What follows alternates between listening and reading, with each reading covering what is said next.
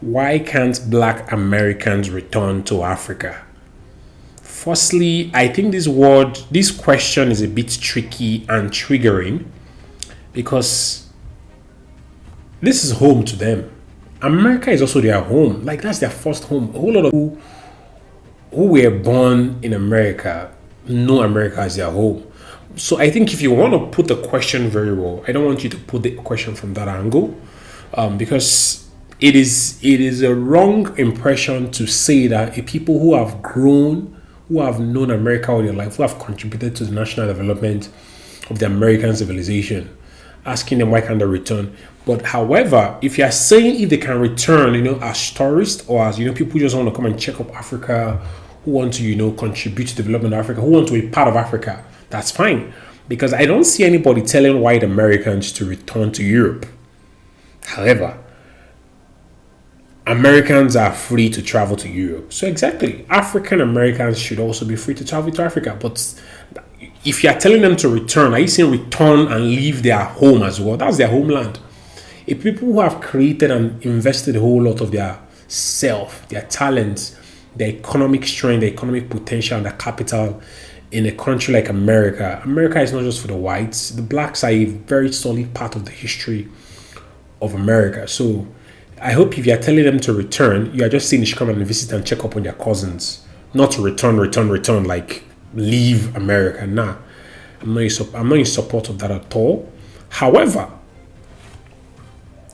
if you are saying they should always visit Africa, yes, I agree, because Africa should be, maybe not always visit, but Africa should be open to them. They should be able to come and visit, come and tour, come and, see Africa like a motherland, like somewhere they want to really, somewhere that is conducive. However, also, it is also important that Africa makes this offer. African countries make this offer, because I see that some African countries are already doing that. In the sense, I see Ghana, I see a lot of beautiful African countries opening their arms to Black American siblings and asking them to come around, eat the food, settle in, take up real estate, just soak in the culture and all of the goodness. So yes, I know that there are a whole lot of African countries doing that. Although I know more can be done, because if you give me the templates, if you ask me to create the templates, I would say that African countries can also be more involved in the growth of the Black American countries, of the Black American brothers. You get me? Even our brothers in the Caribbean as well, our siblings in the Caribbean as well. We can fund them, we can fund their growth, we can send funding, we can send resources. For example, when there was COVID-19, pandemic checks could have actually, have been sent to them as well, checks, support and relief checks, if Africa was also getting its own home, right? So it's important that Africa also, for the sake of the black man, for the face and the sake of the black race, it is important that Africa also gets its home in order. You see, it's important that African countries start seeing beyond themselves. You represent the black race. So start creating foreign policies that also includes the black man, not just about Europe and America. Think about the black man in these places. There are lots of black people all over the world. Think about how your policies affect them. Are they able to come around when they want to come around? What does your policy... A whole lot of European Union countries, for example, treat their citizens very well, even if they are not from the same country. If you're just part of the European Union, you can go to any European Union with your passport and be fine. Africa should extend this kind of grace to our Black American brothers as well. But before Africa can do that, it must also handle its business at home very well. We need to do that because it is important. See, Black America could just be a commonwealth, like an extension of Africa in America.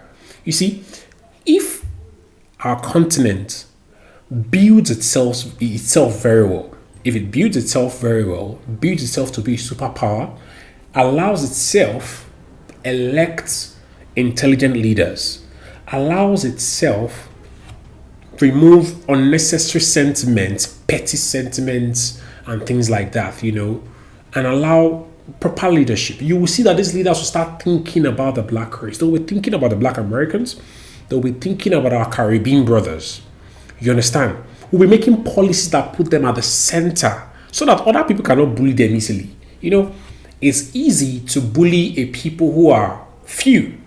But when African Union comes as a bloc, nobody can mess with the black race, basically. So I feel the best question should be, how can Africa make itself conducive, make itself welcoming, make it extend warmth, so that these our brothers and sisters in all parts of the world can see Africa and look up to it. You understand? You know, we can fund a whole lot of projects in the Black America.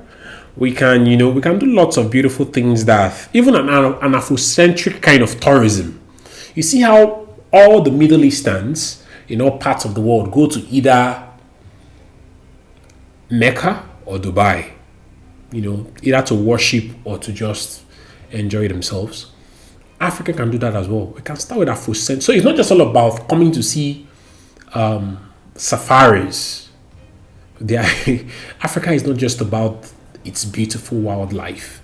There is more to us. The world is moving beyond safaris and all these tourist attractions.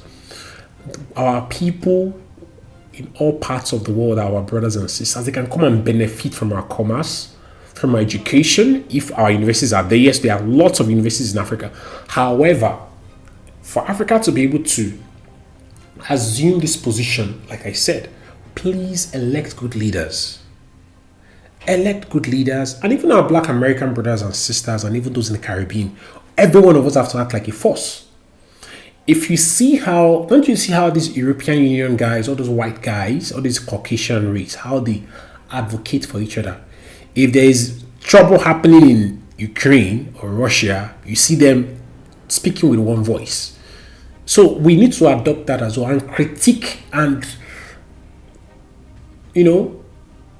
discourage all this terrible leadership that is happening, that is bringing some parts of Africa down. All this bullying, all the discrimination where super countries come to Africa and milk them dry and take away the resources and exploit the people. So it is important that also Black American leaders and also the Caribbean leaders also, send out criticism. You should be able to criticize, you should be able to send words to your African brothers as well to govern themselves properly. Likewise, Africa should be able to do the same so that this can do a lot of alliance. There shouldn't be a breach in connection.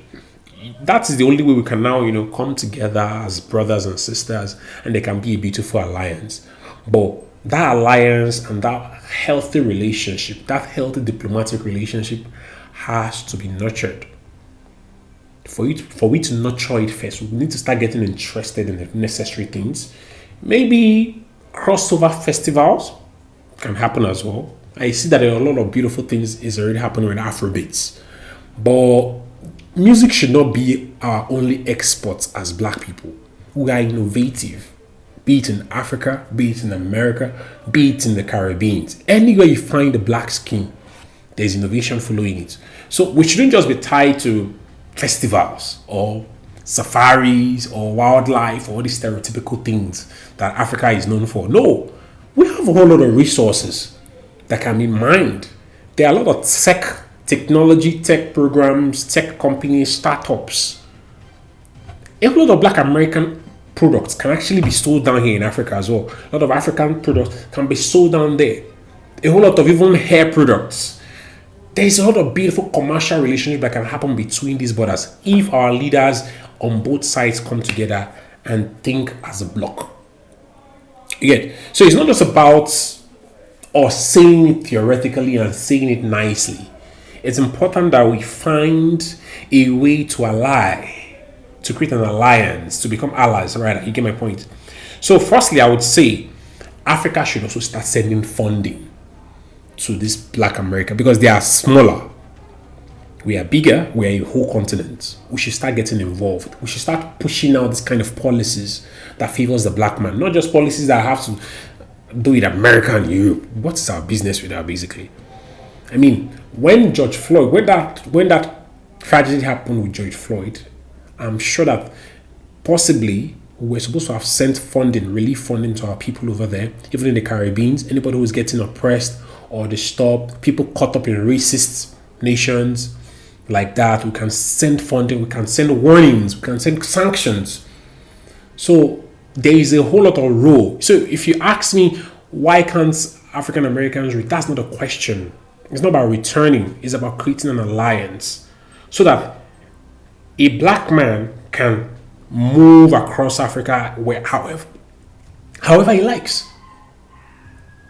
Yeah, guys. So let's create that kind of synergy. I think instead of saying things like let's try where can they return, I'm already saying that there are countries already working on, not even working, already doing welcome programs, asking people to come and our black siblings in America to come and reintegrate themselves in Africa. But I'm saying that it can be more than that.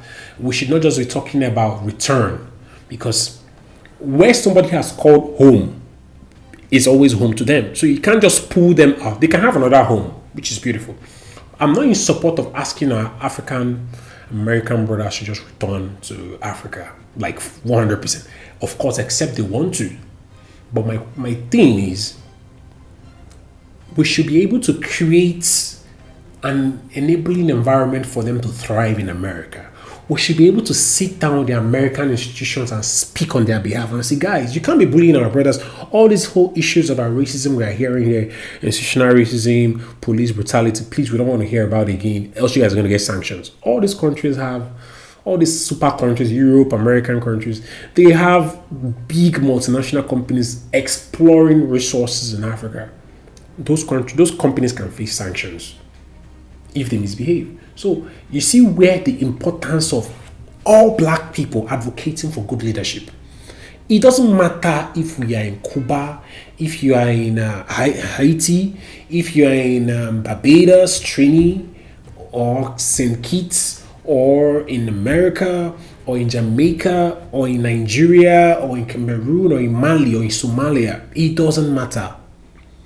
The most important thing is that we are a race, we are one. You see all those little identities, it scatters us further. I'm not saying we should not have them, but we should learn to think like a block. Everybody is firstly African. Please, guys. Because sometimes when I see comments, the comments are so divisive and so petty, which is okay to be petty because we're human beings, I mean. But when the pettiness starts seeping into our political conversations, you are hearing things like, oh, no. What about we Caribbeans? Why did you remove us from the conversation? We are all blacks, we are all Africans, for Christ's sake. I saw a comment one day. A lady was like, oh, you're talking about African Americans. What about we Black Americans? What about we Caribbeans? What about we Afro Latinas? What about Jesus? The identity politics is too much. See, guys, whether you like it or not, you are firstly African. I don't know any race that is willing to welcome you right now. That's why I'm saying we should all come together and start critiquing Africa as well. You see, the supremacy of Africa is the key to the glory of the black race. If we allow any kind of leaders rule Africa, they are going to rule it to the ground, and it will be in servitude all his life. God forbid. So the solution is, let's think like a block. Africans watching this video, please, let's elect good leaders. African American watching this, ensure we elect good leaders so that these leaders can always network and think about the black race first, wherever they are. Whether they're in the Caribbean islands, whether they're in America, or whether they're in Africa, you will see that it'll be so beautiful. Our synergy will be beautiful. Imagine an African tech developer, a programmer, an artist, a musician, a scientist, a researcher, being able to traverse, being able to travel across African universities and American universities to get knowledge and exchanging products, even if they're founders or even if they're businessmen. That's a whole lot of capital, that's a whole lot of profits for everybody. So it's beautiful. That alliance is important. So please, let's not get carried away with these kind of petty questions. African Americans are always welcome in Africa. It's also important that Africa starts creating structures to welcome them, to ensure they can move easily. Africa is the bigger brother here, and it should start acting like one. Ladies and gentlemen, thank you very much for watching. please hit the subscribe button, and also watch out my other videos on racism, where I talked about templates and steps on how we can end that virus as blacks forever and ever. Ladies and gentlemen, my name is Charm. Thank you for watching.